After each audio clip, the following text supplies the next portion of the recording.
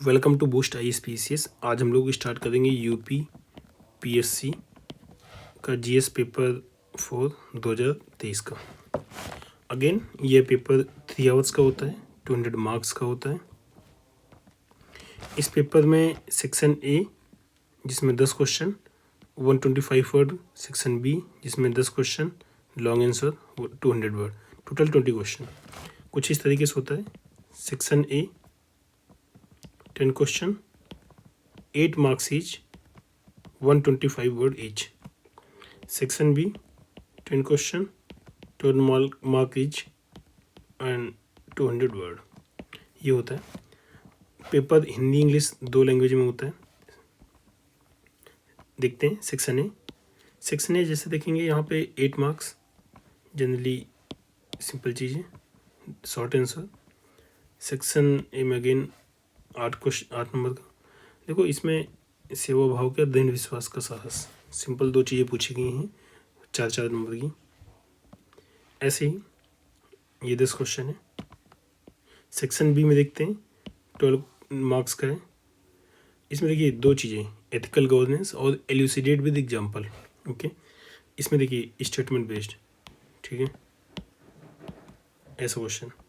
Bhagavad Gita can Bhagavad Gita भी ethical guide for civil servants comment.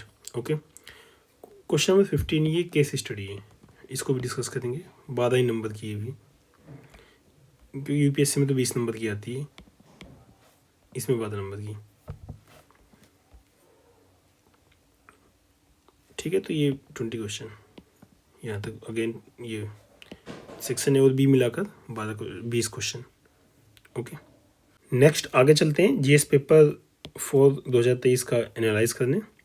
इसमें section A पहले आएगा। सेक्शन ए का पहला क्वेश्चन है, what do you understand by moral insight and how does it help in moral situation of civil servants. देखो question कैसे divide करना वो समझ लीजिए पहले। सबसे पहले आपको इंट्रोडक्शन लिखना है। इंट्रोडक्शन में आपको 10 to 20 वर्ड लिखना है, 20 वर्ड से ज़्यादा नहीं लिखना बिल्कुल भी। बॉडी पार्ट में 80 वर्ड के अप्रॉक्स लिखना है। 80 वर्ड से आप ±5-10 वर्ड लिख कर सकते हैं। उसके बाद कंक्लूजन, ये भी आपको 10 to 20 वर्ड लिखना है। इस वर्ड लिमिट को जरूर ध्यान रखिएगा। आपको 125 जो वर्ड दिए गए हैं इसको क्रॉस नहीं करने हैं। 125 वर्ड से बिल्कुल ज़्यादा नहीं लिखना है। सबसे पहले इसमें कीवर्ड देखते हैं, मोरल इनसाइट। मोरल इनसाइट को कैसे डिफाइन किया गया है, आप अपनी कोई भी डिफिनेशन लिख सकते हैं मोरल इनसाइट की। कोई ज़रूरी नहीं कि इसी को लिखें या फिर जो बुक में है। आप कहीं पे अगर पढ़ते हो और वो प्रॉपरली जस्टिफाई करती है मोरल इनसाइट को, तो आप वो लिख सकते हैं। Moral insights refers to ability to perceive, understand the ethical और moral aspect of a situation, issues और डिलेमा। ठीक है, आप यहाँ से बंद कर सकते हैं।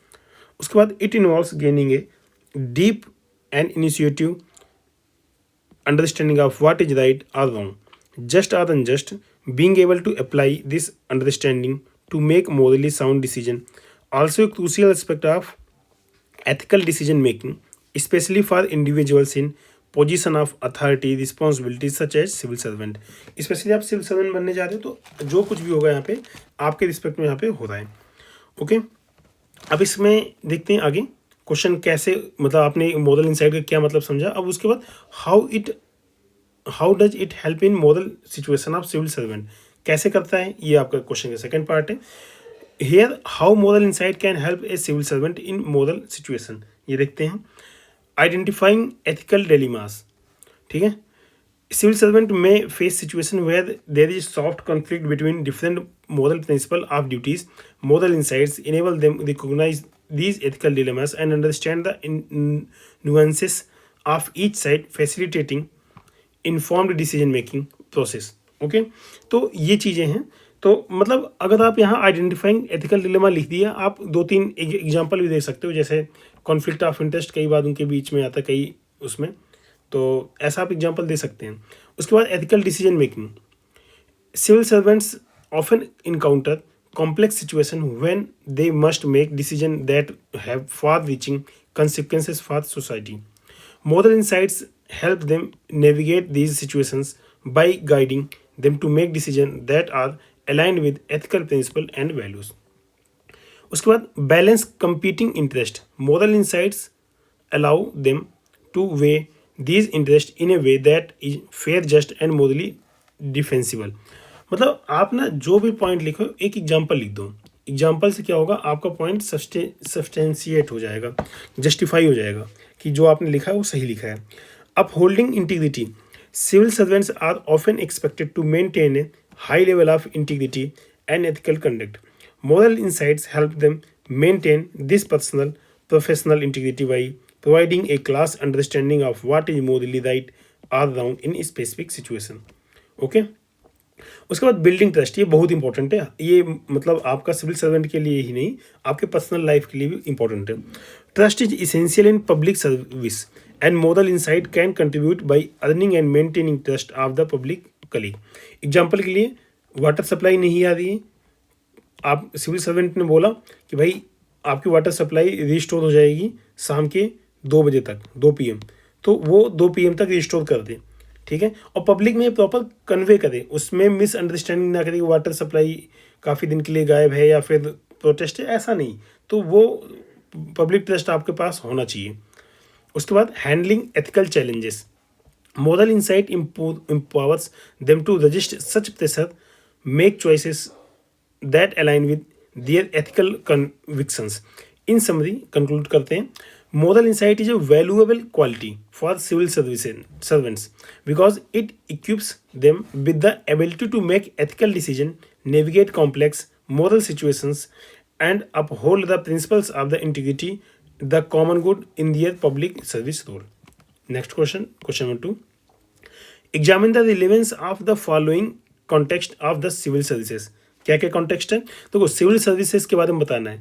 ये आपके सिलेबस का पार्ट है. मैंने पहले भी लेक्चर में बताया कि जो सिलेबस के कीवर्ड हैं, स्पेशली कीवर्ड, ठीक है, जो सिलेबस में डायरेक्टली लिखे हैं कि सिविल सर्वेंट, ठीक है, वो आपको याद करने, उनकी डिफिनीशन याद करनी है. क्वेश्चन उन्हीं से पूछा जाता है. तो आपके पास ऐसे हार्डली 40 कीवर्ड होंगे. इनकी डेफिनेशन लिखिए, किसी बुक से लिख लीजिए, अगर कुछ नहीं मिलता तो विकिपीडिया से लिख लीजिए. ठीक है, अब तो चैट GPT, AI ये सब आ गए, वहाँ से कहीं डेफिनेशन लिख लीजिए. ठीक है, और ये डेफिनेशन लिखने के बाद आप इसको एग्जाम में अच्छे से यूज कर सकते हो इनको.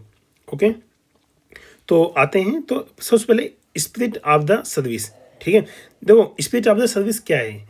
Spirit of the service is vital in the civil services as it emphasis that civil servants are public servants and work to serve the public interest. The spirit of service promotes dedication to public services and helps to prevent corruption and abuse of the power. Example के लिए देखो, मैं बोल रहा था ना, example लिखिए आप, क्योंकि आपका पॉइंट जस्टिफाई होगा.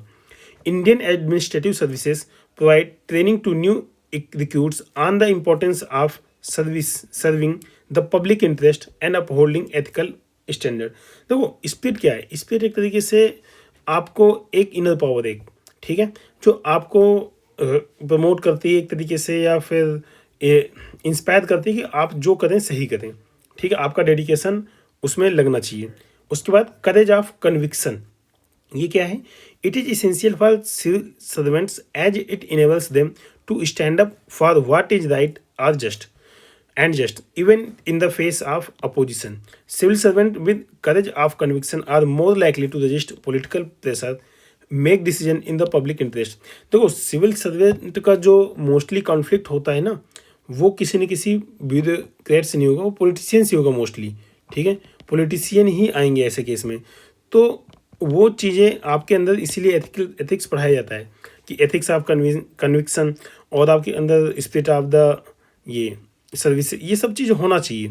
ठीक है, इन एग्जाम्पल के लिए इन 2014 IAS ऑफिसर दुर्गा शक्ति Nagpal stood up against illegal and mining in Uttar Pradesh despite opposition from powerful politicians and was eventually suspended from her post. However, her courage actions gained widespread public support led to the government revoking her suspension. देखो ये question यहाँ खत्म होता है, but मैं suggest करूँगा कि आप एक ना मतलब 10 to 15 वर्ड का कंक्लूजन लिखिए. उसमें मतलब कुछ ऐसा समझाइए कि spirit of the service and courage of firm conviction improve civil servant, या फिर उनकी जो पावर उनको बढ़ाता है, या फिर आपकी जो ब्यूरोक्रेसी है, या फिर जो नेशन बिल्डिंग है, या फिर जो विकसित भारत 2047, ठीक है, मोदी जी का टारगेट है विकसित भारत 2047 इसको मतलब आगे बढ़ाता है। ठीक है, आगे चलते हैं। Question number 3, a child learns values by what he observe around him, discuss the role of family and society in the formation of values in the light of this statement. देखो, अब इसमें आपको सबसे पहले क्या डिफाइन करना है, मतलब इसमें क्वेश्चन किसके अराउंड घूम रहा है। ठीक है, वो देखिए। मतलब यहाँ पे फैमिली, मतलब चाइल्ड फैमिली से लर्न करता है और सोसाइटी से लर्न करता है, तो कोशिश करिए फैमिली और सोसाइटी को डिफाइन करिए, अगर डिफाइन कर सकते हैं तो। ठीक है, या फिर आप क्या लर्न करते हैं, वैल्यूज़, वैल्यू को डिफाइन कर दीजिए। कोई भी कीवर्ड है आप उसको डिफाइन कर सकते हैं, बिल्कुल फ्री है। ठीक है, बस कोशिश करिए अपनी वर्ड लिमिट को लिमिट करिए। इन्होंने पहले फैमिली डिफाइन किया। Family is the first informal agency for socialization. It is said that family is the first social school and mother is the first teacher. मतलब फैमिली फर्स्ट स्कूल है और mother उसकी teacher है। बिल्कुल है, क्योंकि बच्चा मम्मी मम्मी जल्दी बोलता है, बट ठीक है, ये इस पर हम नहीं जाएंगे। मतलब ये है कि आपकी जो फैमिली है वही सबसे पहले आपके पास होती है। तो एटलीस्ट जो इनिशियल स्टेज है उसमें तो आप फैमिली का ही सीखते हो, वो चाहे अच्छी चीज़ हो चाहे बुरी चीज़ हो। The family saves the child's attitude toward people and society.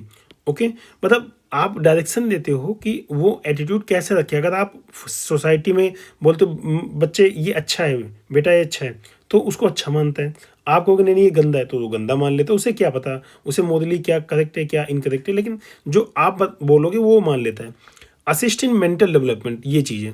जैसे सोसाइटी में आप लोग पढ़ते हो मीट का कॉन्सेप्ट, ठीक है, उसमें आई, मी और सेल्फ, ये सब डेवलप होते हैं ना। तो ये मतलब बच्चा जब पैदा होता है तो मतलब उसका क्या रहता है, फिर आगे बढ़ता है। तो यही मतलब एक तरीके से आपका ये सब फैमिली से ही डेवलप होता है। पहले आपका सेल्फ डेवलप होता है, मी डेवलप, फिर देन लास्ट में आपका सेल्फ डेवलप होगा। ठीक है, तो ये सब चीज़ें हैं। और सोसाइटी से क्या डेवलप होगा, मदर से क्या डेवलप होगा, बच्चों से क्या होगा, तो ये सारी चीज़ें हैं। Support the child's goal and values. उसके बाद values formation is very high through family because of high emotional attachment. The family impacts to child the cultural ideals of the peace, collaboration, democracy, harmony, and equity. A person learns the importance of the sacrifice, love, feeling good morals, and other things from his family, which shape their perspective about other people in the society. ठीक है, तो देखो यहाँ पे इस question को इन्होंने simple लिखा है। ठीक है, आप आगे मतलब हेडिंग डाल के भी लिख सकते हो, जैसे अच्छा लिखा है इन्होंने। ठीक है, the family the fundamental pillar of the society serve as initial institution for teaching moral behaviour through elder ethical guidance and by getting an example for younger family members. In addition to the socialization of the children, the family also plays a role in socialization of the adult. Okay, अब उसके बाद role of society in inculcating values socialization. देखो पहले case में family का role था, तो role of the family लिख सकते थे। ठीक है, रोल ऑफ द फैमिली, उसके बाद हेडिंग डाल के 3-4 पॉइंट लिखिए। उसके बाद दूसरे केस में सोसाइटी, तो सोशलाइजेशन कैसे हुआ, पहले सोशलाइजेशन को इन्होंने डिफाइन किया है। Society plays a significant role in socialization process which is the process through which individual learn the norms, values and behaviour that are appropriate for their culture. Okay, through socialization, individuals learn what is expected of them and how to behave in various social situations. In conclusion, the role of the family and the society in inculcating values is crucial. The family serves as the first source of the values for the children and plays a crucial role in shaping their belief and behavior. कितना important conclusion लिखा इन्होंने। Society on the other hand influences an individual's values through its cultural and social norms. Okay, question 4. In the era of the globalization, international ethics is the need of the hours for ensuring peace and stability. ठीक है, among the nations explain critically. देखिए आज तो Trump जी हैं, तो obvious सी बात है ethics बिल्कुल भी नहीं है। ठीक है, और उससे पीस और स्टेबिलिटी कितनी ज़्यादा हिल गई है। ठीक है, आप समझ सकते हैं। तो आगे चलते हैं इसमें। In today's borderless world there are a lot of interconnection at various level. देखो इस क्वेश्चन को डिफाइन कैसे करोगे, सबसे पहले आप अगर चाहो तो पीस और स्टेबिलिटी की इंपॉर्टेंस बता सकते हो डिफिनीशन में, या फिर इंटरनेशनल ग्लोबलाइजेशन ऑफ एथिक्स क्या है, मतलब जो globalization of the international ethics क्या है, ठीक है, या फिर इंटरनेशनल एथिक्स क्या है, या फिर ग्लोबलाइजेशन ऑफ द एथिक्स क्या है, ठीक है। आप इनमें से कुछ भी डिफाइन कर सकते हो जो भी आपको उस टाइम पे समझ में आ जाए या फिर सुइटेबल रहे, अच्छे से याद हो। The difference in the values systems and diversity makes ethics in international relation imperative. Ethics provides guidance to the people at leadership position in their international affair. Okay. Importance of the ethics in IR क्या है? Legitimacy. Okay. ये बहुत important है। आप लेजिटिमाइट पावद हो, otherwise फिर तो आप टेररिस्ट माने जाओगे। उसके बाद सॉलिडारिटी, ये भी इंपॉर्टेंट है। पीस और हारमोनी, ये बहुत बहुत ज़रूरी है। प्लूरलिज्म, राइट एंड रिस्पॉन्सिबिलिटी, ठीक है। तो आपने importance of the ethics in IR, मतलब आपका इंटरनेशनल रिलेशन में एथिक्स क्यों होना चाहिए। इसके अलावा भी अगर आपको कोई पॉइंट समझ में आता है तो आप उसको लिख सकते हैं, ये इतना लिमिटेड नहीं है। ओके। अब देखो, जो पॉइंट आप लिखो उसे आप जस्टिफाई करो, ये मैटर है। इसलिए वही पॉइंट लिखे जो आप जस्टिफाई कर सको और रिलेवेंट हो। जैसे उन्होंने पहले लेजिटिमेसी लिखा, ethics does works in word by granting withdrawing legitimacy. History shows that mitigation and cessation of unjust practice ultimately comes from assertion of the core values. The end of slavery began, example के लिए example आप यहाँ डालिए example. The end of slavery began with various rebellions, yet the source of its ultimate demise was its loss of moral legitimacy. उसके बाद right of responsibility. Rights are entitlements, okay, in relation to the corresponding duties and responsibilities. तो वो right क्या होता है? Right आपका entitlement है, लेकिन उसके साथ कुछ कंडीशंस होती है, तो वही आपकी ड्यूटी रिस्पॉन्सिबिलिटी है। There have been many attempts at forging general agreement on the composition of the human rights, the best known being the Universal Declaration of Human Right as well as United Nation charter, the genuine prevention additional international agreements such as refugee conventions. Example आप डाल सकते हैं कि rights और responsibility कैसे refugee conventions है, ठीक है।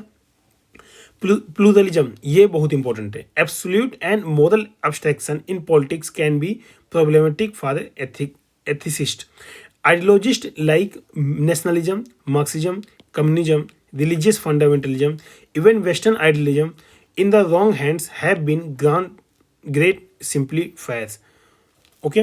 आप एग्जाम्पल लिख सकते हो कि मतलब जैसे ईरान, इराक, अफगानिस्तान, ये कोई भी एग्जाम्पल, बहुत सारे एग्जाम्पल है, ठीक है, कि प्लूरलिज्म होना क्यों जरूरी है। Peace and harmony, ethics aims at peaceful world, respect for all and equality while forming international organization, declaration and forums. The demand for equality in IMF, UNO shows the demand of adhering the ethics in a way. देखो, piece and harmony लिख सकते हैं, ठीक है। आप इसमें present time का example लिख सकते हैं कि एग्जांपल के लिए डोनाल्ड ट्रंप, ठीक है, DJ ट्रंप। अगर पीस और हारमोनी होती तो वेनेजुएला के साथ ऐसा ना करते और अभी ग्रीनलैंड को धमका दें कब्जा करने के लिए, ये सब चीज़ ना करते भाई, अगर एथिक्स इन इंटरनेशनल गवर्नेंस होती तो उनके पास तो। Solidarity, natural disaster, refugee crisis situation requires a more compassionate view of the global community. These are the isolated events rather the duty of every global citizen to help in times of crisis. Example के लिए at during natural disaster, Nepal earthquake. तो solidarity हमने दिखाई, हमने हर जगह solidarity दिखाई, वो चाहे श्रीलंका का केस हो, चाहे नेपाल का केस हो, चाहे अफगानिस्तान का केस हो, हर जगह हमने सोलिडारिटी दिखाई है। Ethics helps to avoid undue wars, conflict, and provide an ecosystem where is mutual trust, goodwill, confidence among all the countries, and helps to foster international relation. ठीक है, तो ये चीज़ लिख सकते हैं। अगर मतलब जैसा करंट इवेंट चल रहा है कि यूक्रेन और रसिया आपस में भिड़े हुए हैं, ठीक है, अमेरिका तो सबसे भिड़ा हुआ है, ठीक है, वो चाहे ग्रीनलैंड हो, वेनेजुएला हो, चाइना हो, रसिया हो, सबसे मतलब अपना बिगाड़ के रखना चाहता है। इंडिया से तो बिगाड़ ही लिया उसने फिलहाल तो ये चीज़ें हैं। तो थोड़ा सा अगर इंटरनेशनल में भी एथिक्स रहेगा तो ये अवॉइड की जा सकती हैं चीज़ें। Okay. Question number 5, concealment of information impedes public access and involvement in the light of this statement, statement ये है, ठीक है, this statement discuss the importance of the information, ठीक है, शेयरिंग, ये शेयरिंग होना चाहिए थोड़ा सा, इंफॉर्मेशन शेयरिंग, SH ये आ रहा है, स्पेलिंग मिस्टेक है, information sharing and transparency in the government. Okay, तो देखो यहाँ पे जो इंफॉर्मेशन शेयरिंग और ट्रांसपेरेंसी है, ठीक है, मतलब एक्चुअली देखा जाए क्या है, RTI से रिलेटेड क्वेश्चन है, ठीक है, वो RTI भी तो ही करता है, ठीक है। तो आपको डिफाइन करना है कि क्वेश्चन स्टार्ट कहाँ से करो, कभी भी ऐसा क्वेश्चन आए तो आप कीवर्ड ढूंढो, इंफॉर्मेशन शेयरिंग एंड ट्रांसपेरेंसी, ये चीज़ है। आप यहाँ पे इंफॉर्मेशन के बारे में बता सकते हो, इन्फॉर्मेशन क्या है, इंफॉर्मेशन शेयरिंग क्या है, ट्रांसपेरेंसी क्या है, यहाँ से आप स्टार्ट कर सकती हो। तो देखते हैं, information sharing and transparency in the government refers to practices and policies that ensures public has access to government held information with the aim of fostering openness, accountability and trust between the government and citizens. It involves the release of government data, documents, use of open meeting, public forums, the implementation of freedom information laws, among other measures. The goal of the increasing transparency in governance is to promote accountability, trust, public participation in democratic process. ठीक है, उसके बाद information sharing and its role in governance, क्या role है, देखो क्या role है इसमें, देखते हैं। फाइटिंग करप्शन, सबसे पहले करप्शन से अगर सब कुछ बता दिया जाएगा कि राशन, पहले देखो राशन वाले क्या करते थे, PDS सिस्टम को देखते हैं एग्जाम्पल के लिए, वो जो राशन लाते थे उसमें कुछ राशन डायरेक्टली देते थे और कुछ राशन ब्लैक में बेच लेते थे, क्योंकि सब ऑफलाइन था और ट्रांसपेरेंसी इतनी ज़्यादा नहीं थी, पब्लिक पार्टिसिपेशन लगभग 0 था। लेकिन अब क्या, ऑनलाइन सिस्टम है, आपके फ़ोन पे मैसेज आ जाता है कि आपने 4 किलो लिया, 10 किलो लिया, अगर आपने सच में लिया है तो मैसेज आ गया, और नहीं लिया है तो फिर आपके पास मैसेज आया तो क्यों आया, आप उसको जस्टिफाई कैसे करोगे। तो ऐसे कई सारे जो PDS ऑपरेटर थे वो पकड़े गए। फाइटिंग करप्शन, ठीक है, making government more efficient, more efficient कैसे हुआ, आपने प्रॉपर जो जिसको जितना मिलना चाहिए वो राशन पहुंचाया, लीकेज आपने रिड्यूस कर दिया। इनकरेजिंग इन्वेस्टमेंट, ठीक है, इन्वेस्टमेंट को बढ़ावा देना, ऑब्वियस सी बात है, आप कोई भी सेक्टर लोगों अगर ट्रांसपेरेंसी है तो लोग उसमें इन्वेस्ट करेंगे। एम्पावरमेंट ऑफ द सिटीजन्स, बिल्कुल सही बात है, सिटीजन्स एम्पावर हुए, जैसे मनरेगा हो गया। स्ट्रेंथनिंग ऑपरेशंस, ओके, अब इसका ऑपरेशन जितने भी ऐसी चीज़ें हैं सरकारी चीज़ें, उनका ऑपरेशन स्मूथ हुआ। रिड्यूस इन्फॉर्मेशन एसिमेट्री, आगे चलते हैं। In the word of Sir Francis Bacon, knowledge is the power, aptly bring out the essence of the importance of the information. Okay, conclude करते हैं। Information sharing is the key to the government's goal, delivering better more efficient public services that are coordinated around the needs of the individual. It is essential to enable early intervention and preventive work for safeguarding, promoting welfare for wider public protest. Next, question number 6. Describe the various components of the attitude and discuss factors that influence attitude formation. देखो यहाँ पे attitude से related question है, तो सबसे पहले आप attitude को डिफाइन कर लीजिए। It is a psychological tendency that is expressed by evaluating a particular entity with some degree of favour and disfavour. देखो ABC कंपोनेंट सबने पढ़ा होगा एटीट्यूड में, ठीक है, तो उससे रिलेट आप करके क्वेश्चन आगे बढ़ा सकते हैं। देखो एथिक्स में कोई क्वेश्चन आए तो कोशिश करिए, अगर आपको थोड़ा सा इमेज फॉर्म में या डायग्राम फॉर्म में आप कुछ लिख सकते हैं तो लिखिए। यहाँ पे कुछ ऐसे बना सकते हैं ना, इतना लिखने की जगह A component, B component, C component, ठीक है, ABC कंपोनेंट, अफेक्टिव, बिहेवियरल और कॉग्निटिव, आप यहाँ ऐसे बना सकते हैं। तो साइड में डायग्राम ऐसे बना दीजिए, ठीक है, तो वो थोड़ा सा ठीक रहता है, अच्छा लगता है। देखते हैं, इन्होंने psychological tendency that is expressed by evaluating particular entity with some degree of favour and disfavour, ठीक है, डिफाइन कर लिया एटीट्यूड को। उसके बाद components of attitude are follows. Component क्या है, जैसा कि देखा, affective, it consist of feeling which the object, person, issue or event evokes. The behavioural part consist of manner in which attitude influence a person's behaviour. Example के लिए, I am scared of spider, okay. उसके बाद मतलब आप spider से डरते हो, scared of the spider, तो ये आपका इमोशनल कंपोनेंट है। आप कोई स्पाइडर है, कोई सांप से, कोई छिपकली से, ऐसे ऐसे सब डरते हैं, किसी का कुछ भी हो सकता है। अब इसमें बिहेवियरल क्या होगा, ठीक है, बिहेवियरल में होगा आपका Cognitive in psychological means a mental process involving the will, impulse, desire or resolve. I will avoid spiders and scream if I see one. मतलब आपका बिहेवियर क्या रहेगा, आपने सांप या इन सबको जिससे भी डरते हो उसको देखो तो आप चिल्ला दोगे या भाग जाओगे. जिसका जो भी रहेगा वो चीज़ करेगा. कॉग्निटिव क्या है? It means relating to the process of acquiring knowledge through reason, ठीक है, intuition and perception. It consist of a person through the belief about the attitude object. Example के I believe spiders are dangerous. ठीक है, अब ये बताता है भाई क्यों क्यों आप डरते क्यों, क्योंकि डेंजरस होता है, सिंपल. ठीक है, उसी के हिसाब से आपका बिहेवियर रहेगा. आप देखोगे स्पाइडर को भाग जाओगे. ओके. उसके बाद factor that influence the attitude formation. Attitude formation कैसे होता है? सबसे पहले कभी भी क्वेश्चन ऐसा है तो कोई चीज़ सबसे पहले कहाँ से बनेगी? आपकी फैमिली से बनेगी, उसके बाद स्कूल से बनेगी, उसके बाद पीयर ग्रुप से बनेगी. मतलब जैसे जैसे आप लोगों से मिलते हैं वैसे वैसे लिखिए. देन सोसाइटी को ला दीजिए, ठीक. देन आपका स्टेट लेवल पे बनेगी, देन नेशनल लेवल पे बनेगी, देन आपको इंटरनेशनल लेवल पे बनेगी. तो ऐसे ही बनेगा, आप लोगों से सीखोगे, लोग आपसे सीखेंगे. Family and school environment. Parents and their family members play a significant role in attitude formation. Learning of attitude take place through rewards, punishment, and through modeling. Reference group. Attitude toward political, religious, social group, occupations, national, and other issues are often developed through reference group. Reference groups indicate to an individual the norms regarding acceptable behavior, ways of thinking. Okay. Personal experience. Many attitudes are formed through direct personal experience, which brings about drastic change in our attitude towards people on our own life. उसके बाद media related. Technological advances have made audio visuals media internet as very powerful sources for attitude formation. School textbook also influences attitude formation. The media can be used to create consumerist attitude. Okay. The media can exert both good and bad influence of attitude. देखो इन्होंने simply खत्म कर दिया question, but मैं आपको suggest करूंगा कि कभी भी क्वेश्चन ऐसे डायरेक्टली खत्म मत करिए. आप कंक्लूड करिए, बेशक से एक लाइन में करिए, लेकिन कंक्लूड करिए कि आपका एटीट्यूड, जो भी आपको क्वेश्चन बताया उस क्वेश्चन को कंक्लूड तो करोगे ना दोस्त. Describe various component of attitude, और उसके बाद मतलब कैसे इन्फ्लुएंस करते हैं, तो आप इसमें बताइए कि these factors finally save the a person from the self to social person. ऐसा करके दिस एटीट्यूड ऐसा आप डिफाइन करिए.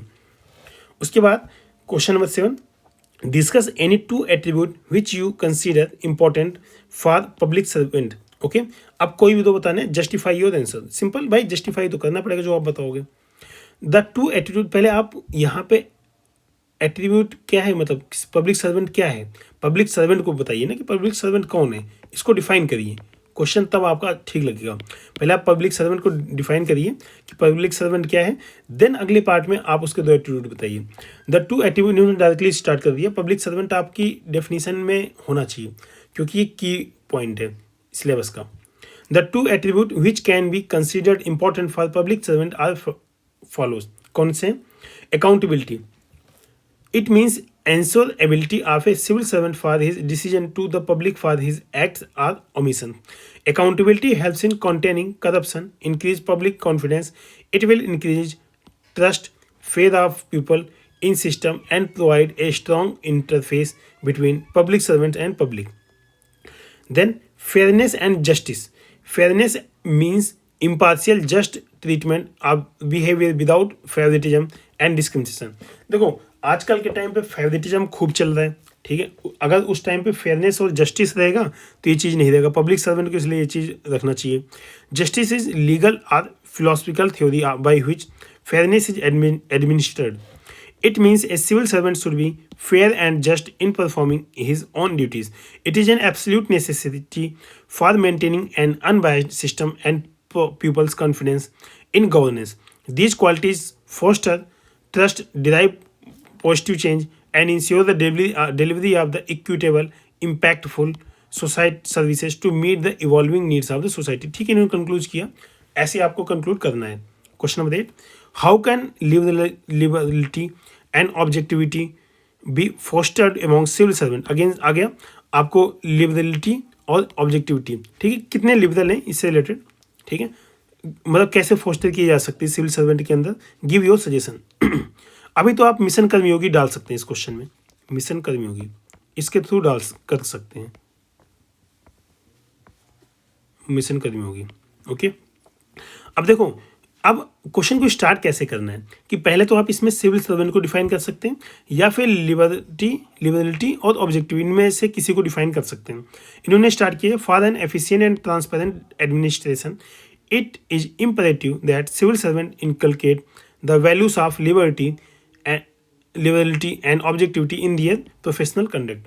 ठीक है, आप इनमें से किसी को डिफाइन कर सकते थे या सिविल सर्वेंट को ही डिफाइन कर सकते थे, ठीक है, जैसा कि आपको उस टाइम पे याद आता। Regular training and workshop, continuous training focusing on inculcating liberal values and objective decision making can be pivotal workshop that focus on case studies where biased decision led to larger societal issues can be learning tool. Okay, diverse work environment, क्या होगा इससे, encouraging diverse in civil services ensure a range of perspective different background can foster a more liberal, उसके बाद mindset, promote objective decision making. Performance evaluation, introduce performance metrics that rewards objectivity and ability to make unbiased decision. Then transparency mechanism, implementing system like right to information. Okay, example भाई transparency मतलब बढ़ाने का सबसे best तरीका क्या है, RTI को more powerful करो, that hold civil servant accountable can deter a subjective decision.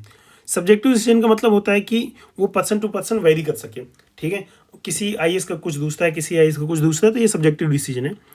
Peer review mechanism, before decision finalization they can be subjected to peer review to ensure objectivity. Objectivity का मतलब होता है कि सभी लोग किसी एक पेज पे हों, ठीक है, सबका कॉमन डिसीजन कुछ हो।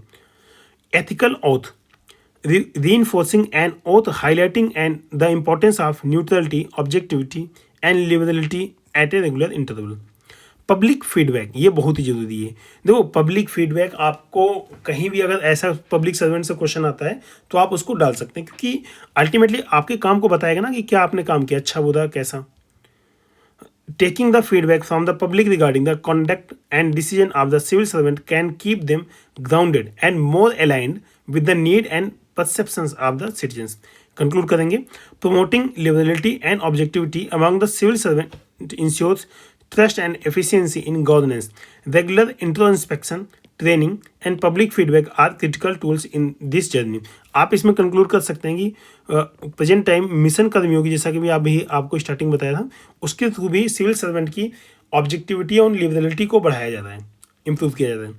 Next 9, explain the role of emotional intelligence. ये क्वेश्चन भी लग, देखो कुछ टॉपिक हैं जो भाई क्या करेगा, 10-20 क्वेश्चन पूछने हैं, तो टॉपिक ही आपके पास 10 हैं, तो उसी टॉपिक को पूछेगा बार बार ना, तो आते ही आते हैं, आप इसको रट लीजिए, कैसे भी करिए। Explain the role of emotional intelligence for good governance and administration. देखो, इमोशनल इंटेलिजेंस हर साल यूपीएससी में आता है, हर साल यूपीएससी में आता है, दोनों एग्जामों में आता है, ठीक है, आप क्यों नहीं रटते, रटिए इसको। इमोशनल डिफाइन करते हैं, emotional intelligence refers to the ability to perceive, understand, manage and regulate emotion. क्या, perceive, understand, manage, regulate emotion. It's application is crucial for effective governance and administration. यहाँ पे आपको इमोशनल इंटेलिजेंस की जो भी definition आती है आप लिख सकते हैं। Self awareness and regulation, public servant with high EI can recognise their emotions and regulate them, ठीक है, this ensure unbiased rational decision making even in high stress situation. Empathy, ये कैसे, emotional intelligence promote understanding the emotion of others for administrators empathizing with the public can lead to policies that cater to the real need of the community. अब क्या है, improved communication, recognizing and navigating emotion can facilitate better communication, better different stakeholders, resulting in coordinating efforts and efficient service delivery. Then conflict resolution, disagreement are inevitable in governance. Those with high EI can address conflict constructively, focusing on collaborations, solutions rather than confrontations.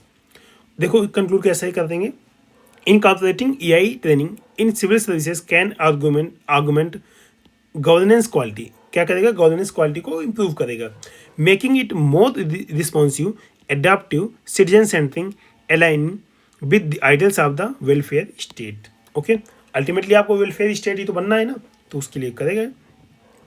What is the role of social influence in public administration, elucidate with example. Again 125 word. देखो social influence क्या है, आप इसको सबसे पहले define करिए। Social influence plays a pivotal role in public administration affecting decision making policy, implementation and shaping administrative practices. उसके बाद इसमें कैसे पब्लिक क्या क्या करता है, सोशल इन्फ्लुएंस पब्लिक ओपिनियन को चेंज करता है। Government policies often hinge on the public sentiment, for instance the Swachh Bharat Abhiyan in India was bolstered by strong public demand for cleanliness and sanitation। ठीक है, ये आपका पब्लिक ओपिनियन इसके लिए क्या है। जैसे एक एग्जांपल ये देखिए, अभी पब्लिक ओपिनियन जो ट्रेन जर्नी को है ना, उसमें देखो वंदे भारत गवर्नमेंट ने चलाई है, ठीक है, वंदे भारत, लेकिन पब्लिक उसमें कितना गंदगी फैला रही है। ठीक है, तो एटलीस्ट ठीक है, आप रिस्पेक्ट करिए, सिविक सेंस आपके पास होना चाहिए, तो यही पब्लिक ओपिनियन आपका अच्छा होना चाहिए, इसके प्रति पॉजिटिव होना चाहिए। जैसे काफ़ी लोगों ने इसे कमेंट किया, क्रिटिसाइज किया। Media role, media both traditional and social influences administration's priorities, public outrage on media platform can fast track certain administrative action like rescue operations during calamities। okay, civil society and NGOs ये कैसे करते हैं, these entities often raise issues that influence policy making। these campaigns of the rights like right to education have led to landmark legislation। बिल्कुल सही बात है, right to education बहुत important चीज़ है। देखो राइट टू एजुकेशन आपका फंडामेंटल राइट, फंडामेंटल ड्यूटी, ठीक है, और ये DPSP, ये मतलब सभी जगह आ गए हैं। उसके बाद cultural practices, public administrations must be sensitive to local customs, for example tribal land rights in India consider indigenous custom and tradition.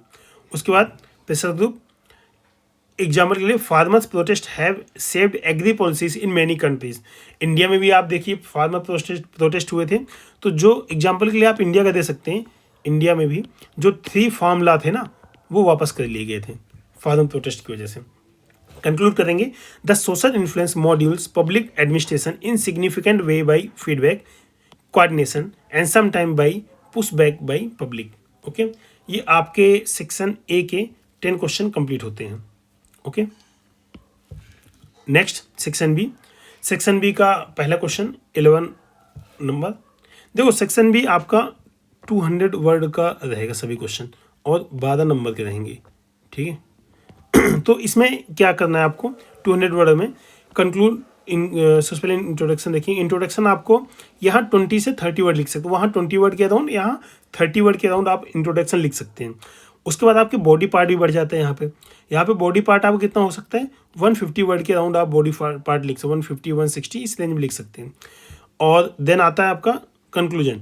यहाँ पर कंक्लूजन के लिए भी आपके पास स्कोप होता है 20 to 30 वर्ड लिख सकते हैं। अच्छा, यहाँ पे क्या है, अगर आप इंट्रोडक्शन अच्छा लिखते हैं तो अगेन आपका 1 से 1.5 नंबर आपके इसके आसपास मिलेंगे। कंक्लूजन अच्छा लिखते हैं तो 1 से 1.5 नंबर के आसपास मिलेंगे, ठीक है। बाकी रेस्ट यहाँ पे जो मतलब 9 या 10 नंबर है, ये आपका बॉडी पार्ट का रहेगा, 9 to 10 मार्क्स। तो इसलिए इसके हिसाब से आपको देखना है। ओके, तो आगे चलते हैं। आपको एथिकल गवर्नेंस बतानी, क्या इससे समझते हैं। देखो एथिकल गवर्नेंस भी आपका सिलेबस का पार्ट है, इसलिए इसको भी अच्छे से आपको पढ़ना है। Ethical governance refers to practice of governing in manner that emphasizes moral values, transparency, accountability to ensure public welfare and trust। Okay, दो अब आपने जो वर्ड यहाँ पे बोले हैं वो वर्ड आपको इल्यूसिडेट विद एग्जांपल करने हैं, ठीक है भाई, वही तो आपको इल्यूसिडेट करने हैं। आपको एथिकल गवर्नेंस से 4-5 कीवर्ड देखने हैं, उसी को आपको इल्यूसिडेट करने हैं। ओके, तो सबसे पहले transparency, this is the bedrock of the ethical governance. Public decision should be clear and understandable, for instance right to information, जैसे कि इससे ट्रांसपेरेंसी आपकी आती होगी, इसी बात है। Accountability, ethical governance demands responsibility for decision and actions. Public servants should be accountable for their action and must face consequences in case of misconduct.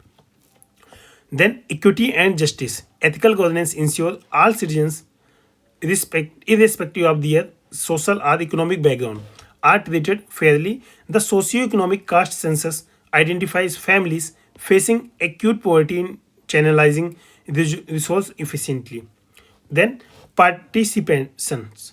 Inclusive decision making produces where all the stakeholders have voice are hallmark of ethical governance. Example के लिए पंचायती राज institution. भाई पंचायती राज institution सबसे अच्छी चीज़ क्या है इसकी कि इसमें मतलब सोशल इंक्लूजन बहुत अच्छे से है. मतलब एक छोटे से छोटा इंसान उस मतलब जो गवर्नेंस का सिस्टम है उसमें पार्टिसिपेट अपने आप को कर रहा है. मतलब एक इंडिविजुअल है वो जो लार्जर गवर्नेंस सिस्टम है ना, पॉलिटिकल सिस्टम है, इसमें सोशियो पॉलिटिकल सिस्टम में पार्टिसिपेट कर रहा है. वो चाहे वोट देकर चाहे इलेक्शन लड़के, और वो आसानी से गांव का इलेक्शन तो लड़ ही सकता है क्योंकि लोगों को जानता है. और हमारा जो विलेज यू हमारी मतलब बैकबोन एक तरीके से अभी भी. Responsiveness. Timely intervention and actions specially in critical areas. Quick response during natural disasters like covid. Foresight. Ethical governance also entails thinking long-term. Policies like Paris Agreement reflect a commitment to ethical governance on a global scale. Conclude करेंगे. Ethical governance is a holistic approach ensuring justice, fairness, overall welfare of the society. India's Swachh Bharat Abhiyan focusing on cleanliness exemplifies such as governance. Okay.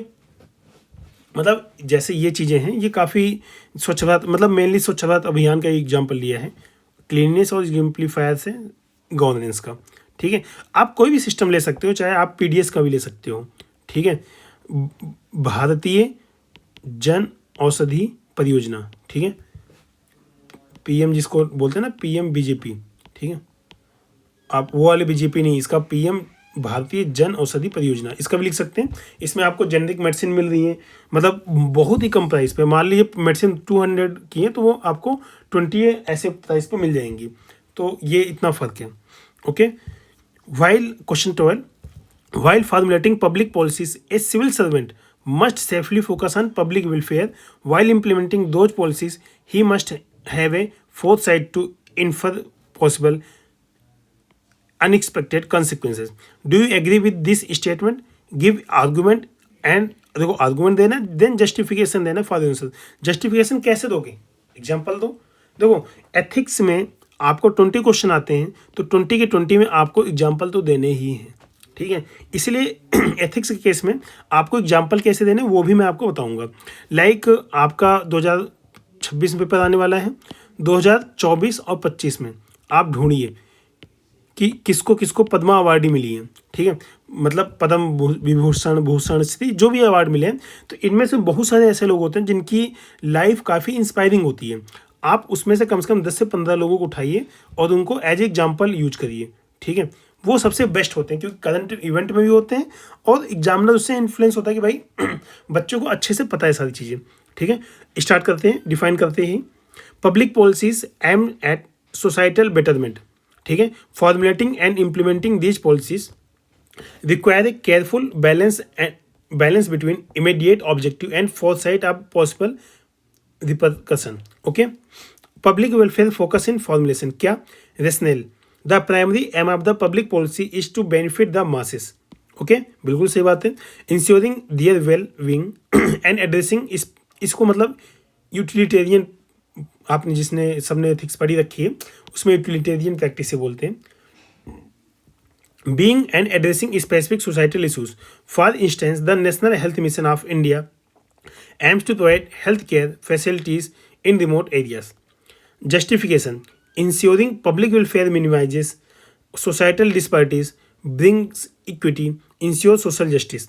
Data from the World Bank indicates that welfare-centric policies can significantly reduce poverty rates. Okay. Foresight during implementation. देखो क्या है इसके foresight implementation के, इसका rational क्या है. While a policy may seem beneficial on paper, ground realities may lead to unintended consequences. बिल्कुल सही बात है, वो आपने सोचा भी नहीं था बट वो चीज़ होता है. Civil servant acumen is tested in predicting and mitigating such outcomes. For example demonetization in India aimed to curb black money but also led to short term economic disruption। देखो इसमें एक और इशू है, सबको पता है कि उस टाइम पे मोस्टली जो पैसा था ना हमारी बैंकों में आ गया था, ठीक है। तो थोड़ा सा कॉन्फ्लिक्ट था, गवर्नमेंट का कहना था कि सक्सेसफुल है, अपोजिशन कहते हैं सक्सेसफुल नहीं है। तो अल्टीमेटली आप इसको दोनों तरीके से यूज कर सकते हो जैसे आपको क्वेश्चन की नीड हो। Justification, foresight ensures the smooth execution of policies, minimizing backlashes and minimizing benefit. As per report by the Asian Development Bank, countries that consider long-term implication during policy implementation tend to have sustained growth। सही बात है। Challenges and need for balance क्या है? While focusing on public welfare, avoiding populism is vital. Also, a purely foresight-based approach might deter risk taking। Okay, अगला conclude करते हैं। Civil servant should ensure policies prioritize public welfare and also anticipate unintended consequences to ensure that policies are both impactful today and sustainable for future। Okay, यहाँ से conclude कर सकते हैं। Question number 13, can Bhagavad Gita can be an ethical guide for civil servant? Comment. Okay, अब देखो इसमें सीधा सीधा बोल दिया है, तो एथिकल गाइड भगवद गीता है नहीं ये, तो आप डिफाइन करिए। देखो ये स्पेसिफिक क्वेश्चन हो गया, आप इसमें बहुत ज़्यादा लेफ्ट राइट नहीं कर सकते, जहाँ पे क्वेश्चन पूछा गया उसी सेंटर में रहेंगे। The Bhagavad Gita an ancient Indian text delves deep into ethical dilemmas, moral values, making it potential ethical guide for civil servant। Okay, ये आपने भगवद गीता को डिफाइन कर दिया। उसके बाद कैसे, देखो आपने सबने मतलब गीता का उपदेश सुना ही है, महाभारत कहीं ना कहीं से पढ़ा ही है, ठीक है। नहीं पढ़ा तो जानते तो है ही क्योंकि इंडिया में हो। तो dharma, duty, the Bhagavad Gita emphasize the significance of duty without attachment to the results। This aligned with the idea of civil servant working impartially, putting public welfare above the personal gain। ठीक है। Selflessness, Lord Krishna advised Arjun to act without expecting rewards। This principle can guide civil servant to serve without any vested interests, focusing on public goods।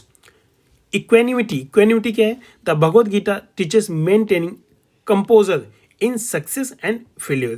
देखो आपने इसमें example लिख सकते हैं Mahendra Singh Dhoni, MS Dhoni, ठीक, but sorry इसमें भगवद गीता देना है, ठीक है। तो for civil servant this mean handling challenges, criticism, accolades with balanced mind. ठीक है, देखो धोनी का क्या था कि वो धोनी जी ऐसे थे कि चाहे आप विन की सिचुएशन में हो या लॉस की सिचुएशन में, ठीक है, दोनों केस में चाहे विन हो चाहे लॉस हो, ठीक है, दोनों केस में धोनी का जो माइंड था एकदम काम रहता था। ऐसा नहीं कि बहुत ज़्यादा उछल लिया, ऐसा नहीं, एकदम काम रहते थे। तो वो मतलब इसीलिए इनको कैप्टन कूल कहते हैं। तो वही इक्वेनिमिटी है, इसी को इक्वेनिमिटी कहते हैं, ठीक है। एथिकल डिसीजन मेकिंग, बट यहाँ पे आप भगवद गीता के बारे में लिख रहे हैं, तो भगवद गीता की टीचिंग आपको इक्वेनिमिटी कैसे सिखाती है वो चीज़ आपको लिखना है। जैसे आप विद्युत का एग्जाम्पल इसमें दे सकते हैं। इक्वेनिमिटी के केस में वो बहुत ज़्यादा सुख है तब भी अपना जो भी उनका मतलब रूल था वो फॉलो करते थे, बहुत ज़्यादा दुख है दोनों केस में उस एकदम नॉर्मल रहते हैं। ऐसा नहीं कि बहुत ज़्यादा एग्रेसिव हो गए किसी केस में, ठीक है, वो अपना काम करते ही थे। Ethical decision making, Arjun's moral dilemma on the battle field mirror the challenges faced by civil servant. Gita's counsel can help them in making decision making that are morally and ethically sound.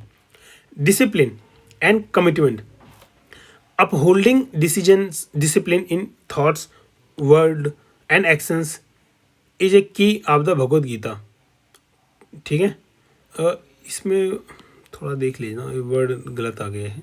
Upholding discipline thought, word शब्द आएगा, word संसार नहीं, ठीक है।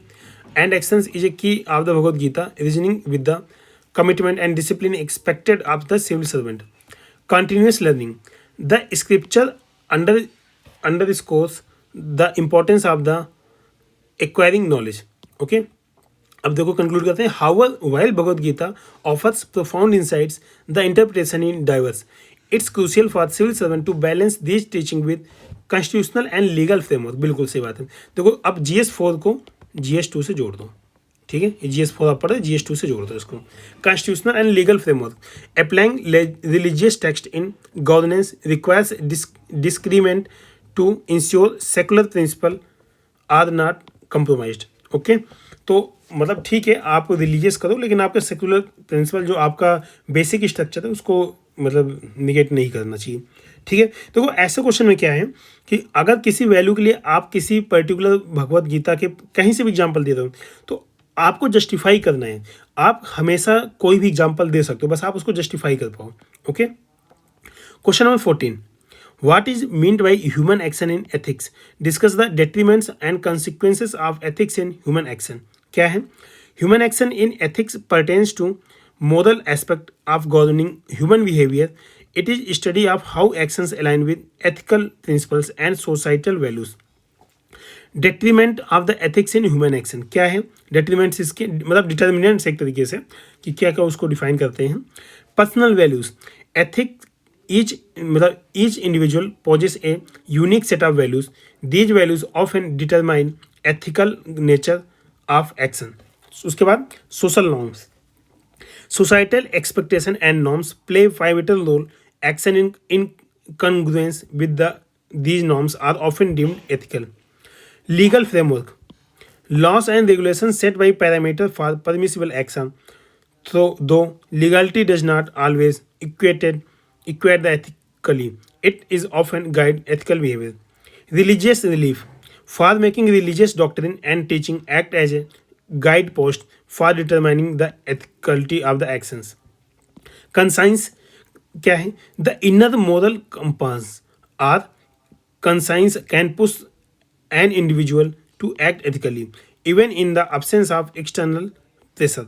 उसके बाद consequences of ethics in human action.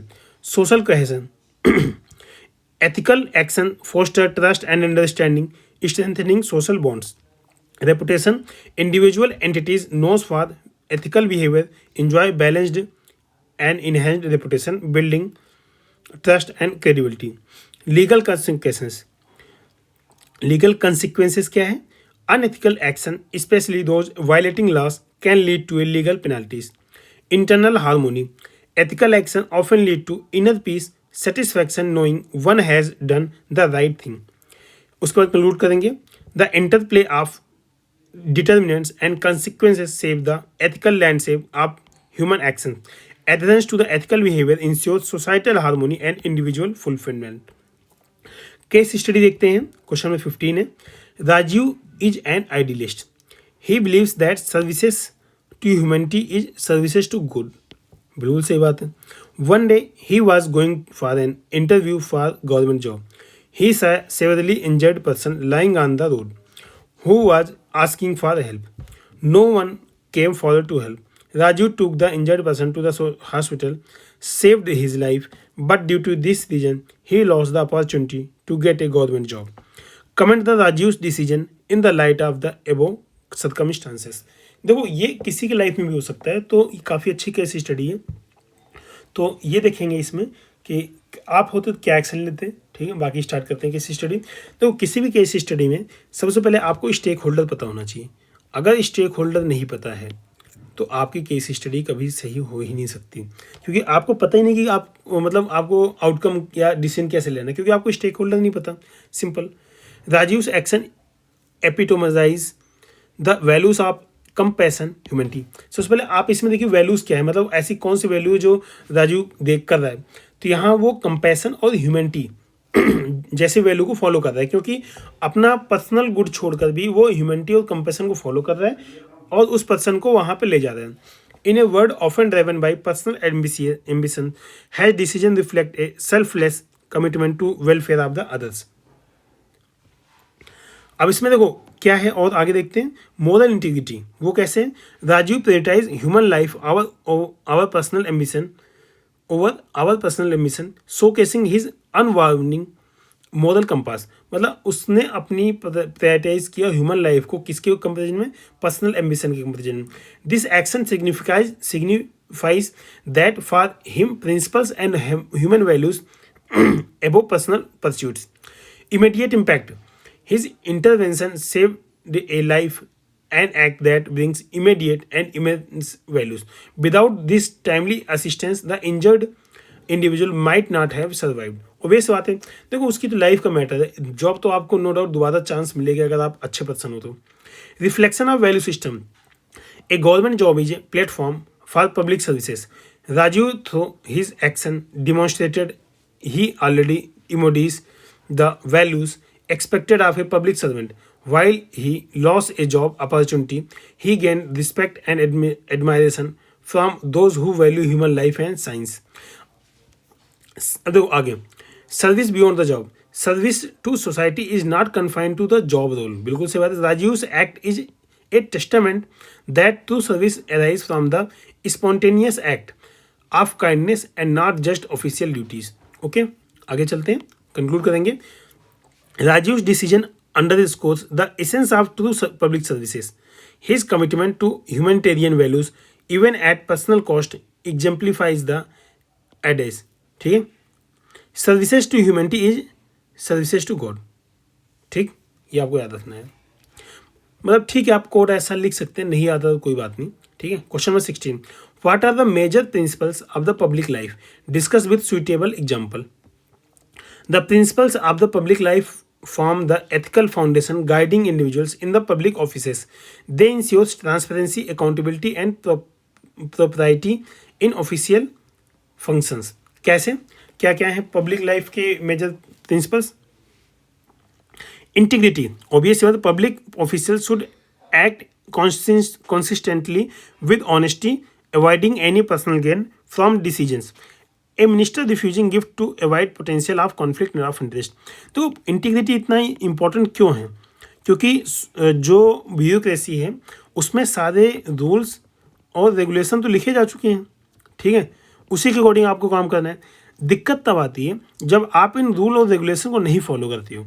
क्यों नहीं फॉलो करते हो? क्योंकि आपकी इंटीग्रिटी कंप्रोमाइज़ हो जाती है. क्योंकि आप रूल को तो फॉलो करते हुए दिखाते हो बट एक्चुअल में कर नहीं रहे होते. ठीक, क्यों? क्योंकि आपकी इंटीग्रिटी कहीं ना कहीं से कंप्रोमाइज़ होती है. चलते हैं आगे.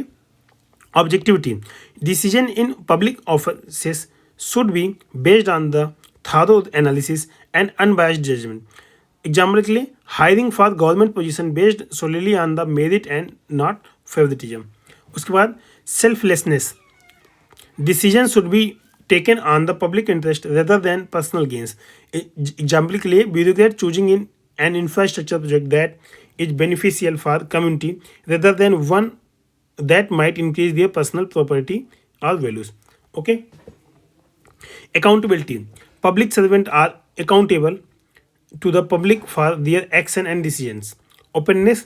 Action should be transparent, ensuring the public trust. उसके बाद the government publishing data on the public spending. मतलब ओपननेस में एग्जांपल के लिए इन्होंने दिया है. ठीक है. अब देखो ऑनेस्टी कैसे. Official must declare any private interest relates to their public duties, take action to resolve any conflict. Example के लिए, a legislator revealing their stock in company that might be affected by upcoming legislation. Leadership. Leaders should promote and support their these principles should thorough example and actively challenging poor behaviour. Example के लिए, a senior officer taking action against corrupt practices within their department. उसके बाद conclude करेंगे. Nolan principal आपने सबने सुना होगा. These principles ultimate by outline by committee such as Nolan committee in UK serve as benchmark for behavior in public offices, ensuring the public servants act in the best interest of the people they serve. देखो, नॉर्लान principles आपको याद रखने हैं. ठीक है, मतलब ये क्या है कि आपको कहीं भी क्वेश्चन आए आप इन प्रिंसिपल को घुमा फिरा के लिख सकते हैं. अगर पब्लिक एथिक्स में तो पब्लिक सर्विसेज से रिलेटेड मोस्टली क्वेश्चन आप देखते हो तो नॉर्लान प्रिंसिपल आप हमेशा लिख सकते हो. Question number 17. Nowadays, social media is used to influence public opinion, either in positive or negative way. Being a civil servant, how will you solve this issue? देखो, ये बहुत ही बड़ा इशू है. ठीक है, ये तो मतलब एकदम नेशनल लेवल पे है और इंटरनेशनल लेवल पे भी है. Social media has become a powerful tool in shaping public opinion, but its misuse can distort realities. ठीक है. Ensuring unbiased information flow is pivotal for civil servant. अब आप इसमें एग्जाम्पल दे सकते हैं. ठीक है, जैसे आप देख सकते हैं कि यूएस में भी ये चीज़ देखा गया था। यूएस वाले कह रहे थे कि रसिया ने उनका इलेक्शन इन्फ्लुएंस किया है, ठीक है। और जब कहीं किसी मतलब हर एक कंट्री दूसरे कंट्री पे आरोप लगाता है कि उसने उनका इलेक्शन इन्फ्लुएंस किया है, ठीक है। तो कैसे? सोशल मीडिया से ही। जैसे अभी आप देख लो नेपाल में क्राइसिस थी, तो नेपाल में क्राइसिस अल्टीमेटली सोशल मीडिया से हुई, ठीक है। सोशल मीडिया पे प्रोटेस्ट हुआ, प्रोटेस्ट ज़्यादा बढ़ा, ठीक है। उन्होंने सोशल मीडिया को बैन किया और सरकार टपल कर गई। Awareness campaign launching campaign to educate the public about the importance of the fast checking. For instance, the वेवकूफ इनिशिएटिव ऑन द इंस्टाग्राम, ठीक है। देखो एक्चुअली क्या होता है सोशल मीडिया पे ना, मतलब जो कंपेन चलती है काफ़ी फास्ट चलती हैं, ठीक है। तो लोगों को पता नहीं होता, पीपल्स को पता नहीं होता तब तक, और कुछ भी बना के भेज देते हैं, वो दिखाते हैं सच है, बट आप बाद में पता चलता है 2 दिन बाद कि नहीं यार ये तो सच था ही नहीं। लेकिन क्या होता है तब तक तो पब्लिक परसेप्शन बन चुका है, ठीक है। आपने उसके बाद में सोच लिया है, तो ये दिक्कत है।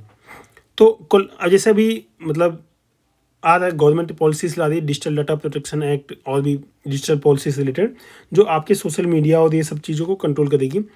Collaboration with social sites collaborate with platform media like Facebook, Twitter, WhatsApp to identify and curb the spread of the misleading information.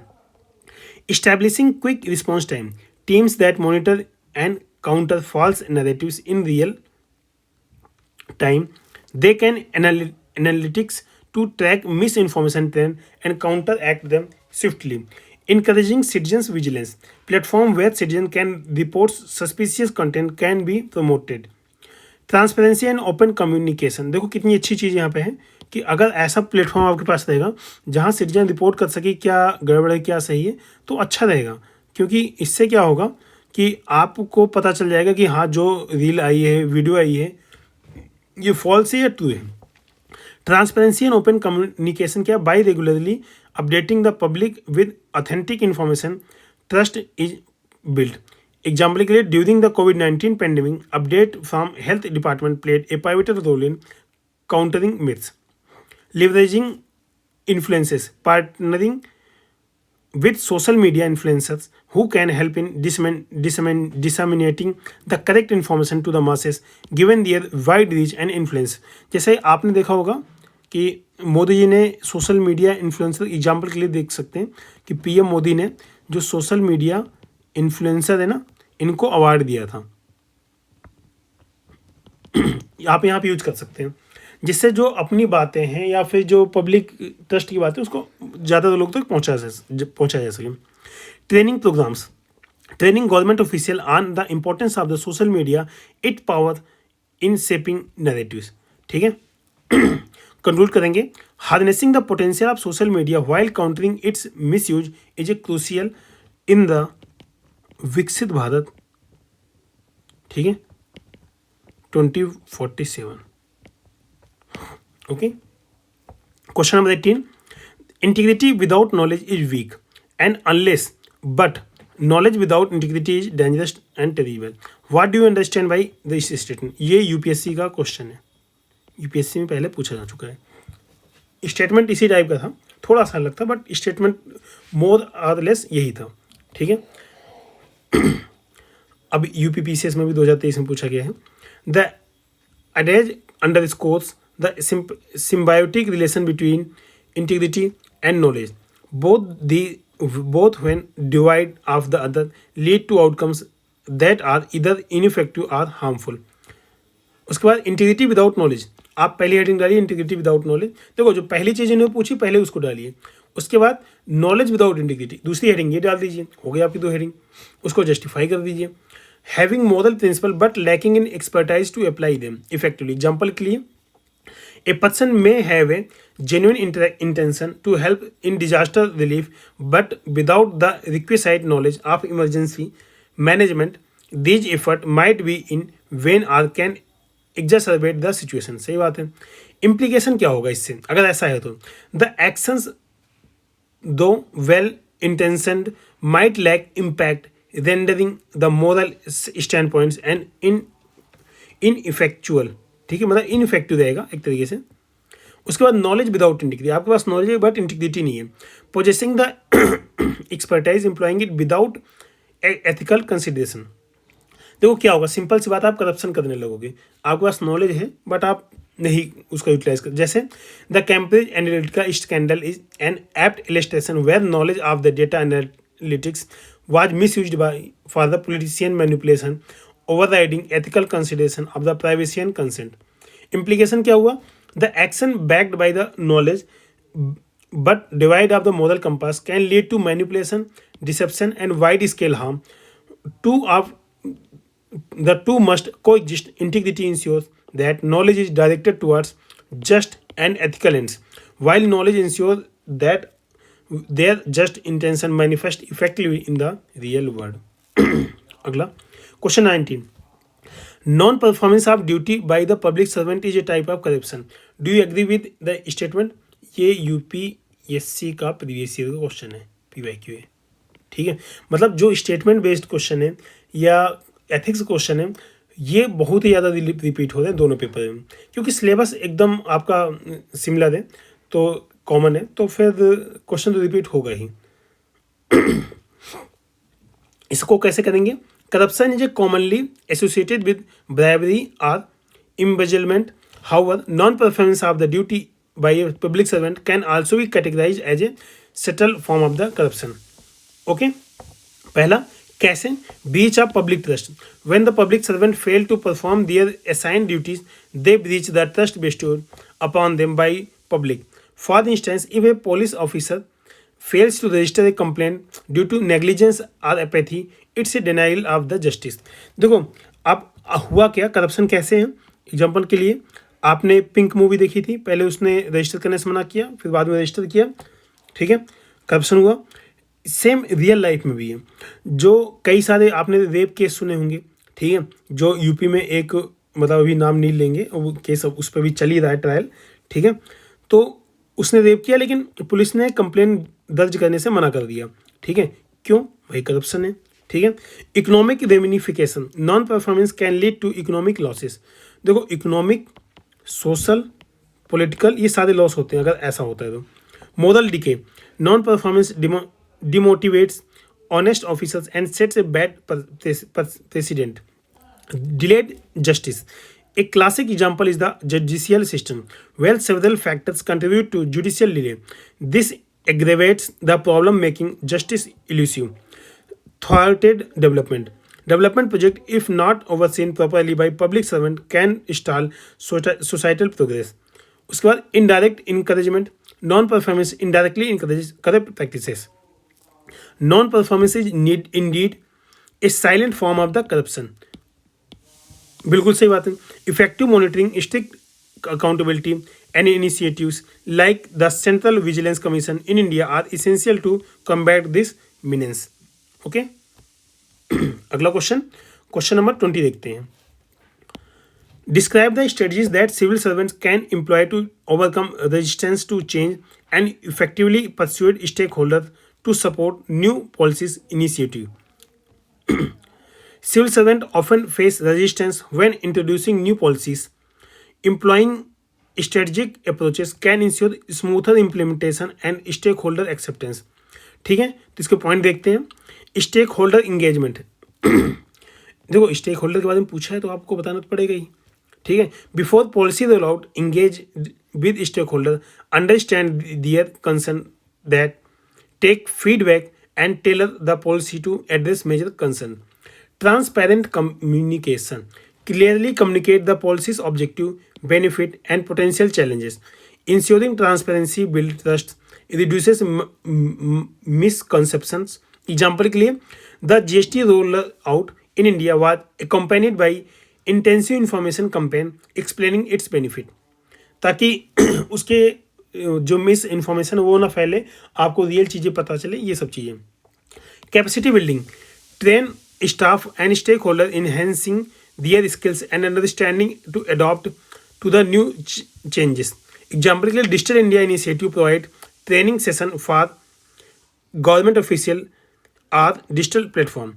Pilot projects that test the policy in specific areas the feedback can guide refinement making the large roll out smoother. Example के लिए Delhi's odd even vehicular movement.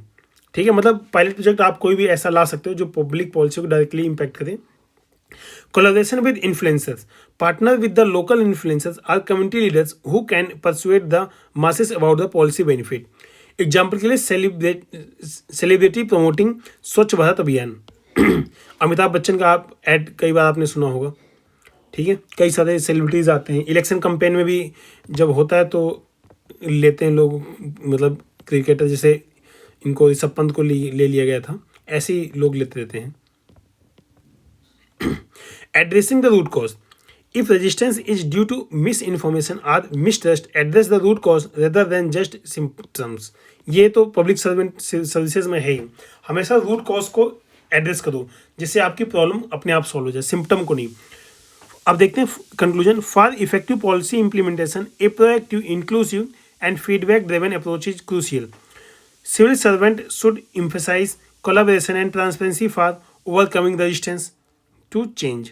Okay, ये हमारा section B यहाँ से complete होता है, section B, और section B complete होता है। टोटल 20 क्वेश्चन जो थे वो भी कंप्लीट होते हैं इस तरीके से। Okay, thank you for watching. Do like share and subscribe this channel.